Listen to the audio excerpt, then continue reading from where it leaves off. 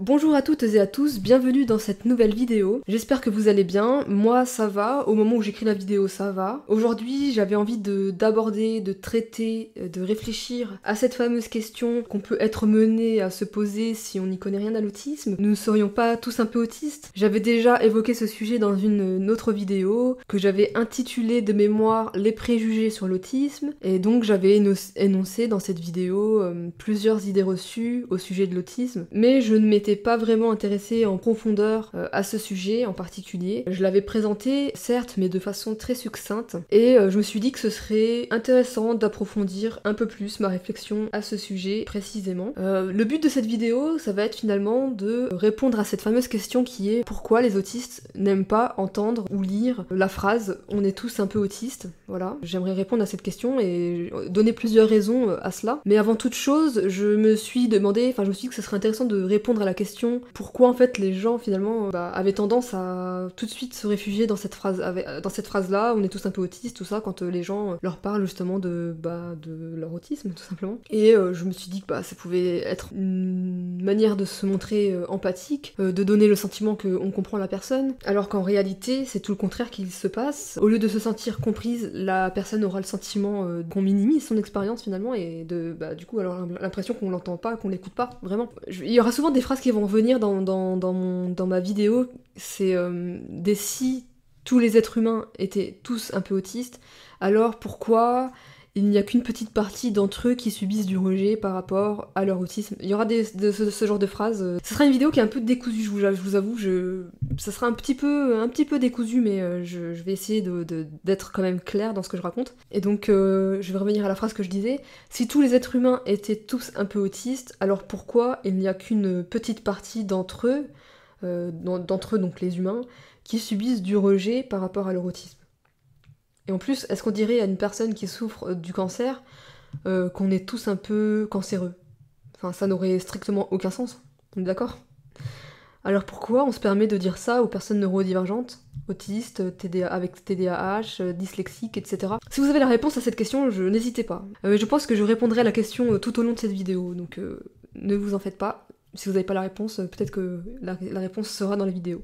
Alors pourquoi les autistes n'aiment pas entendre cette phrase on est tous un peu autistes? Eh bien, raison numéro 1, tout simplement parce que l'autisme c'est un trouble neurodéveloppemental spécifique, non pas un simple trait de personnalité. C'est bien plus vaste que ça, c'est bien plus compliqué que ça. L'autisme est un diagnostic médical qui se fonde sur des critères bien précis que l'on peut retrouver dans le DSM-5, c'est-à-dire le Diagnostic and Statistical Manual of Mental Disorders.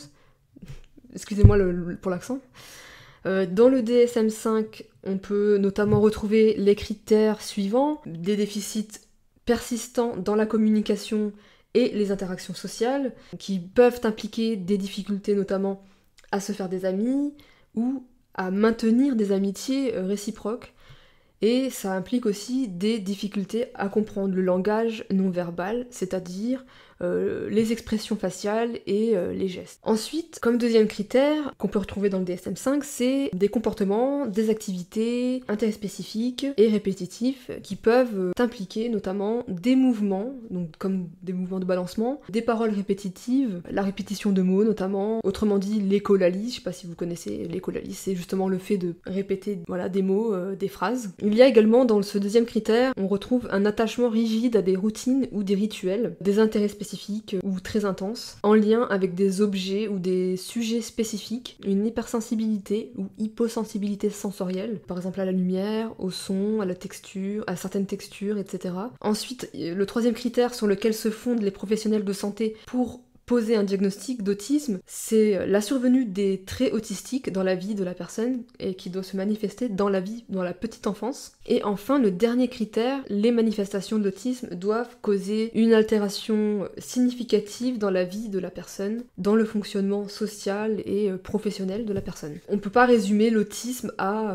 un trait de personnalité ou juste parfois j'ai un peu du mal avec la lumière, parce que c'est bien plus vaste que ça englobe des réalités bien plus complexes que ça. C'est beaucoup plus vaste et beaucoup plus compliqué, quoi, comme je le disais tout à l'heure, mais voilà. La raison numéro 2 qui explique pourquoi les autistes n'aiment pas qu'on dise on est tous un peu autistes, eh bien, c'est que être autiste, ça ne se résume pas qu'à un seul trait de autistique. Souvent, on peut entendre des phrases du style « Ouais, tu sais, moi non plus, j'aime pas trop le bruit. Je connais d'autres gens qui n'aiment pas trop le bruit. On est peut-être tous un peu autistes, finalement. Qu'est-ce que t'en penses ?»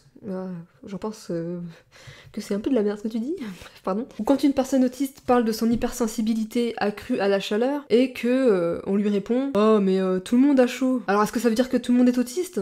En gros, c'est un peu une manière de minimiser son ressenti à la personne qui parle de son vécu, quoi. C'est clairement ça, quoi. C'est en mode non, mais y a pas de problème, t'as pas de problème, arrête de t'inventer des problèmes, tu vois.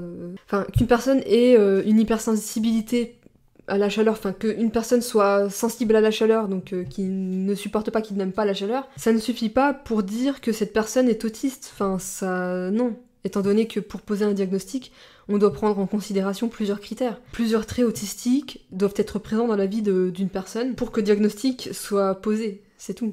Pour essayer de vous faire un peu comprendre ça, pour que ce soit un peu plus clair, je vais essayer de créer deux situations, deux études de cas, on va dire ça comme ça, de deux personnes. Je vais pas préciser si elles sont autistes ou pas, mais vous allez essayer de deviner qui entre Julie et Laura est autiste ou pas. Allez, je commence. On va commencer par Julie.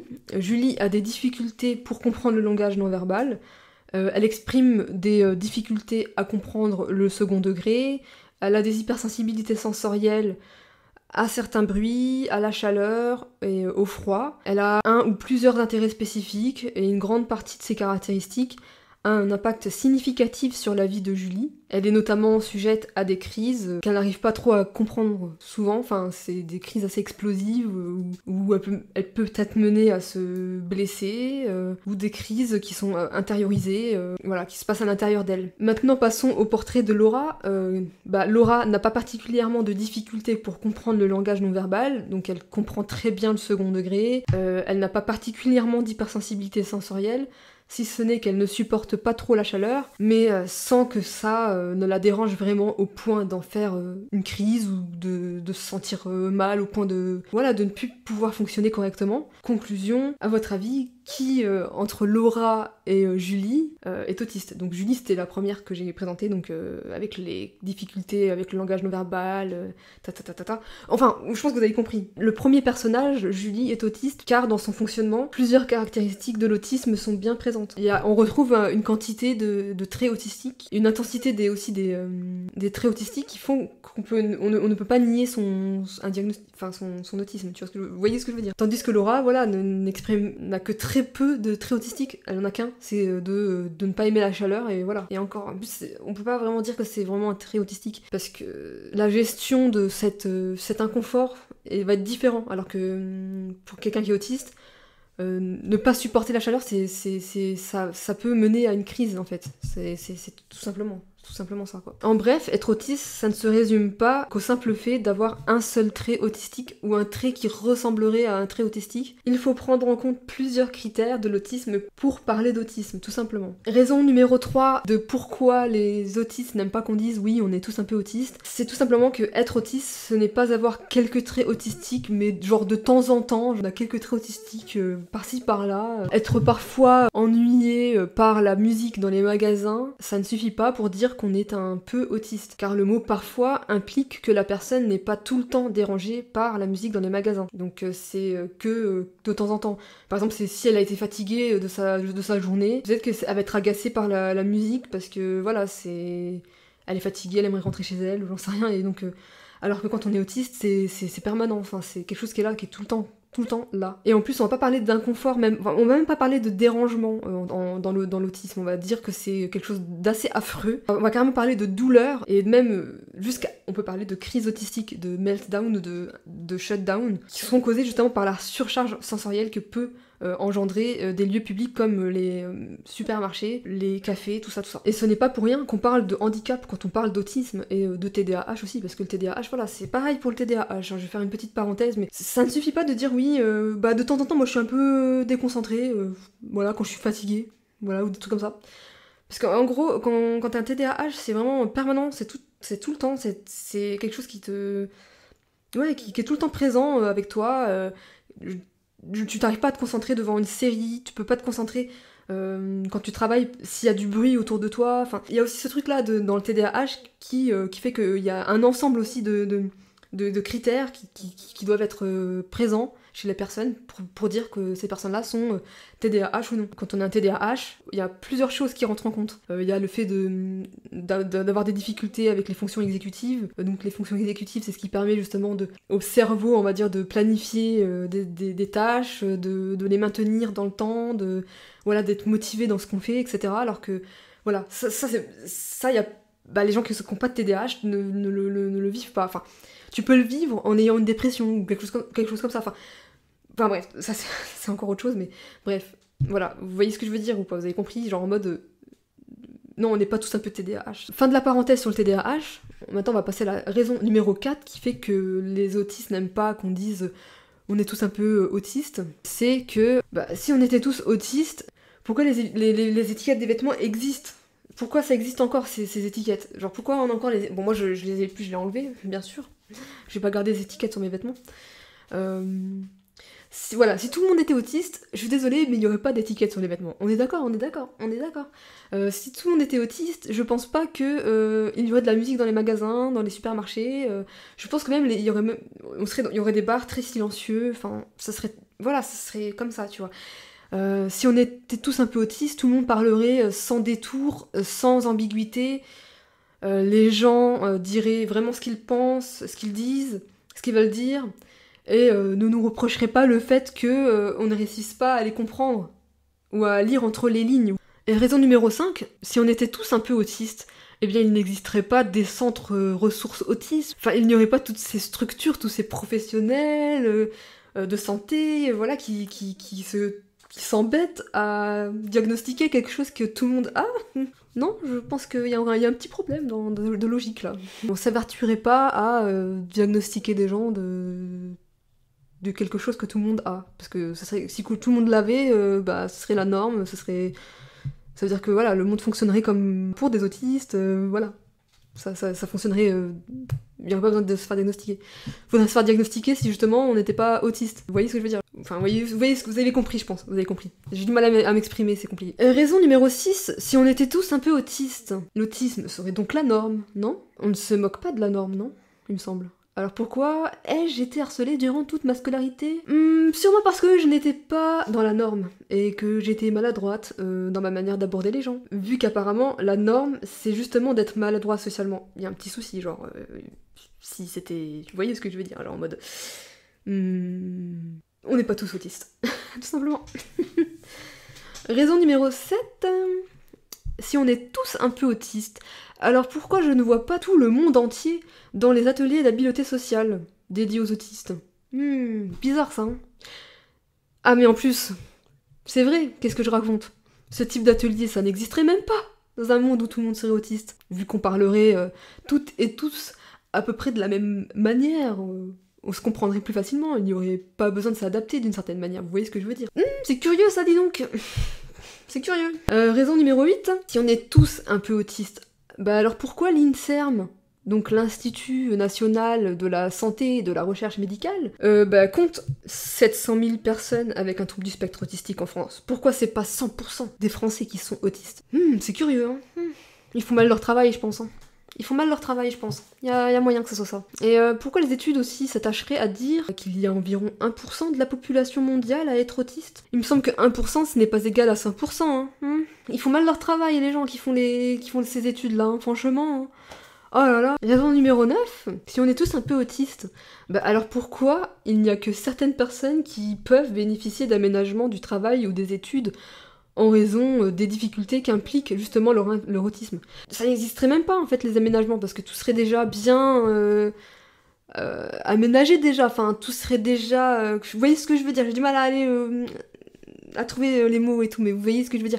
Genre le monde serait adapté déjà aux personnes autistes, vu que tout le monde serait autiste, voilà, tout le monde fonctionnerait comme les autistes, et donc il y aurait même pas besoin d'aménagement, parce que le monde serait autiste, et vous voyez ce que je veux dire ou pas? Donc ça n'existerait même pas les aménagements. D'ailleurs les aménagements, je dis oui, il y a des personnes qui peuvent bénéficier d'aménagements au travail et dans les études, Mais malheureusement, voilà, ces aménagements sont malheureusement pas toujours appliqués, ce qui est un énorme problème, hein, à mon sens. C'est un énorme problème, franchement. Après, j'avais trouvé des phrases dans ce style-là, ouais, si tout le monde était autiste, alors pourquoi, ta. Et j'avais trouvé, voilà, quelqu'un qui avait justement réfléchi à des phrases de ce type-là, qui m'avait fait assez rire d'ailleurs, donc je voudrais vous les transmettre. Donc je commence. Si tout le monde était un peu autiste, les sèche-mains, le truc là qui fait énormément de bruit là. Pardon, je vais limiter le bruit parce que on sait jamais, peut-être que des gens savent pas ce que c'est. Ça m'étonnerait, mais bon. Les sèche-mains automatiques seraient interdits dans les lieux publics. Si tout le monde était un peu autiste. Vous ne croyez pas? Je dis ça, je dis rien. Enfin, c'est pas moi qui le dis, mais voilà, je le pense aussi. Hein. Genre, ça tombe sous le sens, finalement. Ça tombe sous le sens. Hein. Si tout le monde était un peu autiste, les créateurs de mode se préoccuperaient davantage de la douceur et du confort de leurs vêtements que de leur aspect tendance. Oh, et les étiquettes ne seraient jamais autorisées à poignarder les gens dans le cou. Bon, ça, je l'avais déjà dit, mais oui, il n'y aurait pas d'étiquette, ça n'existerait pas dans un monde où tout le monde serait autiste. Non, ça n'existerait pas, tout simplement. Si tout le monde était un peu autiste, les gens comme moi, donc comme la personne le dit, réussiraient leur entretien d'embauche. Mais ça vaut tellement pour moi aussi, et même pour toutes les personnes autistes, en fait. Voilà, les entretiens d'embauche, c'est une galère. Et en fait, les entretiens d'embauche, ça n'existerait même pas. Ça n'existerait pas, les entretiens d'embauche, si on était tous autistes. Je vous jure, ça n'existerait pas. Parce qu'on se concentrerait beaucoup plus sur les compétences des gens que sur leur manière de bien s'exprimer ou de... Vous voyez ce que je veux dire? Genre, on garderait surtout le CV, tu vois, et on prendrait l'essai, on constaterait sur le moment si les gens ont des compétences. Enfin, vous voyez ce que je veux dire? Genre, on serait moins concentré sur le fait de devoir se vendre, vous voyez ce que je veux dire? Enfin, ce serait... Si tout le monde était autiste, je pense que vraiment les entretiens d'embauche, en tout cas, on y accorderait vraiment peu d'importance. En tout cas, ça serait pas fait de cette manière hyper, stressante pour les gens, justement, qui ont du mal avec le fait de s'exprimer à l'oral, tout ça. Enfin, ça serait différent, genre, ça serait pas comme ça. Je suis désolée. Si tout le monde était un peu autiste, les écoliers diagnostiqués ne seraient pas malmenés pour cela. Si tout le monde était un peu autiste, plusieurs de mes élèves n'auraient jamais tenté de se suicider en raison de l'isolement qu'ils ressentent par rapport au reste de la société. Voilà. Voilà. J'espère que c'était assez éloquent à vos yeux. Bon, je crois que c'est la fin de cette vidéo. Vous trouverez en description de cette vidéo quelques ressources justement au sujet de cette question, si vous voulez, voilà, découvrir d'autres témoignages, d'autres personnes, parce que c'est vrai que, attends, j'avais quand même envie de vous partager, genre j'avais, sur Reddit, j'étais allée voir un petit peu tout ça, je voulais avoir plusieurs points de vue à ce niveau-là, je voulais me voir en fait ce que pensaient en gros les autres personnes autistes, autres que moi, entre guillemets. Et donc, j'avais envie quand même de vous partager quelques témoignages, on va dire, quelques réflexions de ces personnes-là, justement, qui m'ont d'ailleurs un peu aidé à faire cette vidéo, je dois vous l'accorder. Donc la vidéo n'est pas terminée, finalement. Ouais, j'aime bien ça. Moi, j'aime trop faire mes vidéos, j'aimerais tellement pouvoir faire des vidéos d'1 heure, de 2 heures. J'aimerais bien faire des lives, en fait, je me dis. Ça pourrait être sympa de faire des lives, mais en fait j'ai tellement peu de confiance en moi pour faire ça que je sais pas si je suis capable en vrai. J'aimerais tellement, pourtant j'aimerais beaucoup faire des lives, parce que ça permettrait vraiment de faire du contenu un peu plus long et un peu plus, un peu plus dynamique. Et en plus il y aurait un contact avec, on aurait un contact, on pourrait se parler en direct, ça serait trop cool. Mais j'ai trop peur, je suis trop angoissée à l'idée de faire du live parce que je sais pas trop comment expliquer ça, mais je sais pas, c'est compliqué.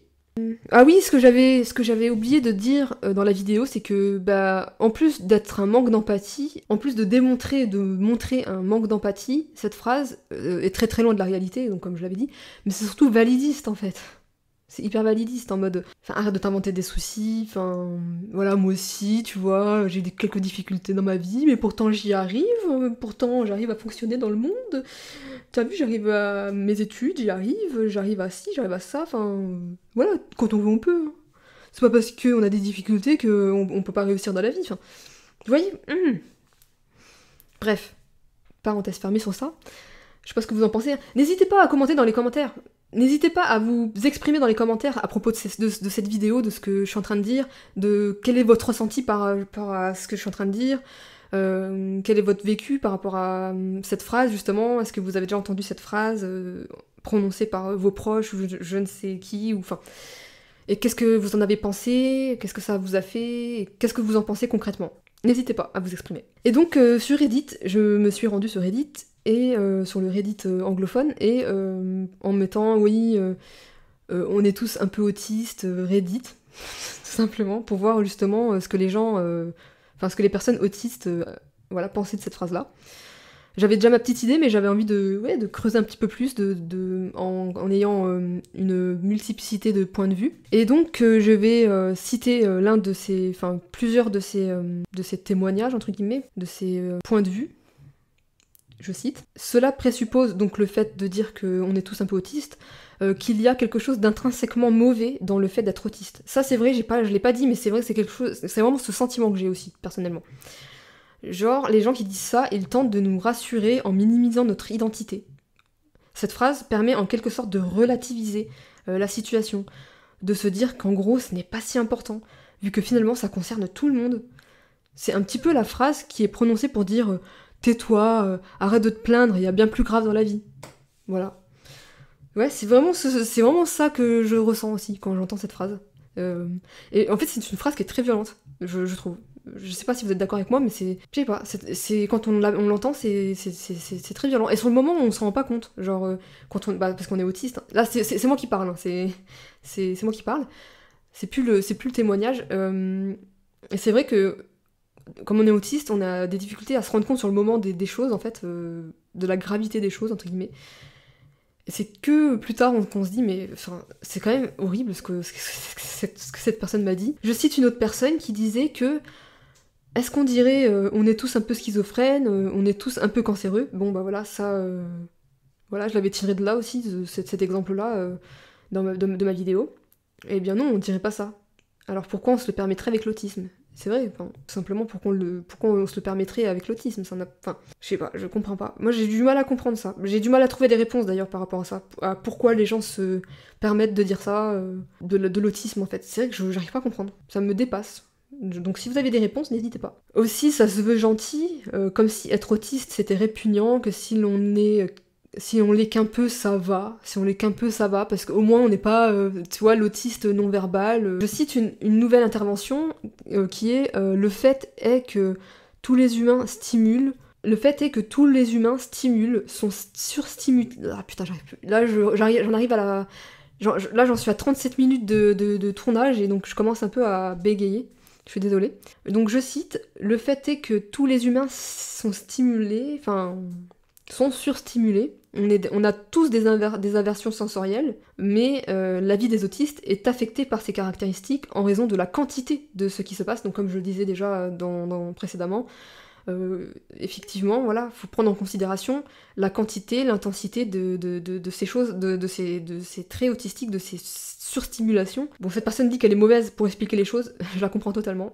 C'est comme dire que vous avez un peu des tocs, vous êtes un peu toqué. Enfin, il y a des gens qui disent ça parfois, ouais, je suis un peu toqué moi, genre parce que ouais, vous êtes un petit peu, vous aimez bien être organisé, enfin voilà, ouais, les gens qui disent ouais, je suis maniaque et tout, genre non, c'est pas vrai, vous n'êtes pas maniaque, c'est pas vrai, c'est pas ça du tout. Voilà, les gens qui disent ça juste parce qu'ils aiment bien être organisés ou qu'ils ont occasionnellement des pensées intrusives, voilà, comme ça peut arriver à tout le monde en fait finalement. Bah, c'est une connerie en fait de dire que ouais, juste parce que j'ai des pensées intrusives, ouais, je suis quelqu'un qui a des tocs quoi. On a tous un peu des tocs, non, on peut pas le dire, je suis désolée. C'est une connerie. Comme le dit la personne. Ah ouais, il y a ce truc aussi qui avait été relevé, que je trouvais intéressant aussi. C'était une personne qui disait « Ah oui, l'aspect santé mentale de l'expression « toutes les vies comptent », genre « all lives matter », genre pour contrer le Black Lives Matter, genre en mode... tu vois, c'est pour en mode... tu vois, je sais pas, pour moi c'est le même phénomène que les gens qui disent « not all men », genre... qui veulent tout ramener à eux, vous voyez ce que je veux dire, genre les valides qui veulent tout ramener à eux, genre... je sais pas si vous voyez ce que je veux dire. Et qui veulent pas entendre des parcours différents, des histoires différentes, qui veulent pas voir, en fait... ouais, je sais pas si vous voyez ce que je veux dire, mais C'était ce que cette personne disait sur Reddit m'évoquait ça en fait. Genre le fait que les gens veulent tout ramener à eux et ne veulent pas entendre d'autres manières de fonctionner, enfin voilà. Et ça c'est un truc qui... ça me gonfle, ça me gonfle.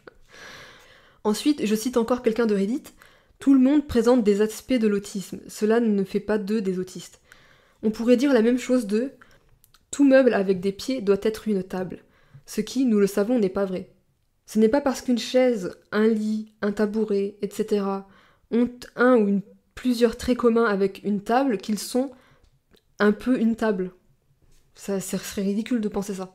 Non, une table, ce n'est pas seulement quelque chose qui a juste quatre pieds, c'est aussi quelque chose qui a une grande surface où on peut poser des choses, qui sert à poser des choses dessus, pas à poser ses fesses dessus, ou pas à s'allonger dessus. Enfin, vous voyez, enfin, c'est bien, c'est une réalité tout à fait différente, quoi. C'est vrai que ça ressemble à cet argument de, oui, l'autisme, c'est une diversité de... Enfin, c'est un ensemble de critères qui font que bah, si on enlève certaines parties de ces critères-là, bah, ça fait qu'on n'est plus, c'est plus de l'autisme. Vous voyez ce que je veux dire? Et bien c'est pareil pour c'est une analogie qui me plaît beaucoup, je trouve.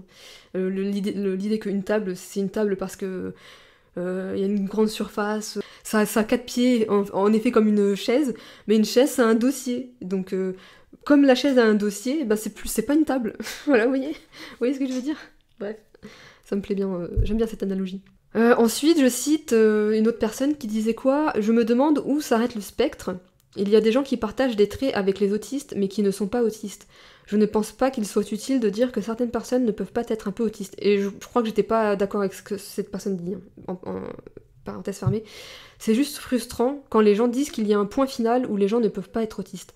Ce n'est pas pour rien qu'il s'agit d'un spectre. Je sais qu'il y a un débat entre une ligne linéaire et une roue pour décrire l'autisme. Il existe une infinité de types de personnes, alors pourquoi certaines personnes ne pourraient-elles pas être moins ou plus autistes? Ouais, bah non.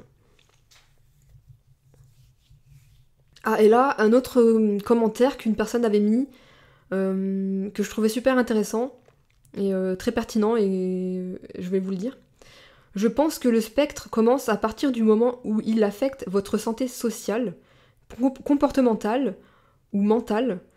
Certaines personnes peuvent avoir ce qui ressemble à un trait autistique. Cela peut ou non faire partie d'un trouble. Mais si cela n'a pas d'impact réel sur la vie quotidienne, si ça n'a pas un impact significatif sur la vie de la personne, cela peut être classé comme un simple comportement, ou même je dirais, personnellement, un trait de caractère, ou voilà, quelque chose qui fait partie du comportement de la personne. Plus on se situe dans les besoins du spectre, plus l'expression tout le monde est un peu autiste et ridicule. Personnellement, j'ai le sentiment que mon autisme a un impact significatif sur ma vie quotidienne, mes relations, mes enfants et ma famille. Je corrige les gens lorsqu'ils disent ce genre de choses, en leur rappelant où se situe la limite. Alors là, j'avais noté un truc, moi, c'était quoi? Cette personne est passionnée par Johnny Hallyday, elle ne pense qu'à Johnny, s'habille en Johnny, je pense que c'était par rapport aux intérêts spécifiques. Donc cette personne est passionnée par Johnny Hallyday, elle ne pense qu'à Johnny, s'habille en Johnny, mange Johnny, dort Johnny. C'est un peu un intérêt spécifique, non?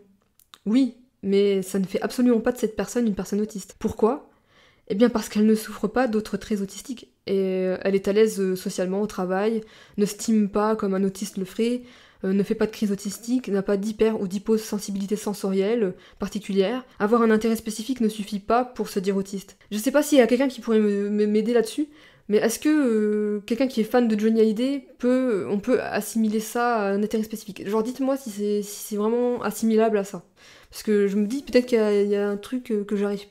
Comment on dit? Une zone grise ou un angle mort que j'arrive pas à voir et que je comprends pas. Genre pour faire la différence entre un intérêt spécifique et la simple passion d'une personne. Mais parce qu'après il y a des gens qui sont vraiment fans de Johnny Hallyday ou des choses comme ça, vous voyez, ou qui sont vraiment obsédés. C'est vrai que ça peut s'apparenter à un intérêt spécifique, je pense, en vrai. Dites-moi en commentaire, vraiment, si vous pensez la même chose ou pas. Donc avoir un intérêt spécifique, comme je disais, ne suffit pas pour se dire autiste. Finalement, plein de gens ont des intérêts spécifiques. C'est pas pour autant qu'on va se mettre à dire qu'ils sont autistes. Être autiste, ça revêt une réalité beaucoup plus complexe. Il y a plein de choses à prendre en considération. Je crois que c'est tout. J'ai un peu divagué vers la fin. Voilà, j'avais envie de vous partager un peu ce que j'ai trouvé sur internet. Voilà, propos de certaines personnes, les points de vue de certaines personnes sur cette question-là. Voilà, j'espère que ça vous aura plu. Moi, ça m'a plu de faire cette vidéo. J'avoue que ça m'a un peu épuisée, j'avoue. J'ai un peu perdu mes mots vers la fin, voilà, je suis désolée. Voilà, moi, ça m'a fait plaisir de faire cette vidéo. Si cette vidéo vous a plu, je vous invite à mettre un pouce en l'air, voilà, afin que je puisse constater que cette vidéo a plu ou non, d'ailleurs. Donc vous pouvez mettre un pouce en l'air vers le bas aussi si ça vous a pas plu. Voilà. N'hésitez pas à laisser un commentaire, ça fait toujours du bien à la chaîne. Ça permet à la chaîne voilà, qu'elle soit visible tout simplement, que mon travail soit vu. Et puis moi j'aime toujours autant vous lire, répondre à vos commentaires, tout ça, ça me fait toujours plaisir et chaud au cœur de lire vos commentaires tout plein de bienveillance. Bon, ça arrive parfois qu'il y ait des personnes qui sont pas très sympas, mais ça, bon, le monde est ainsi fait. Voilà, des commentaires méchants, il y en aura, et c'est comme ça. Voilà, mais je pense que je vais arrêter cette vidéo maintenant, parce que ça commence à s'étaler un petit peu dans le temps. Là. Sur ces quelques mots, je vous dis à bientôt pour une prochaine vidéo, un prochain podcast. Salut!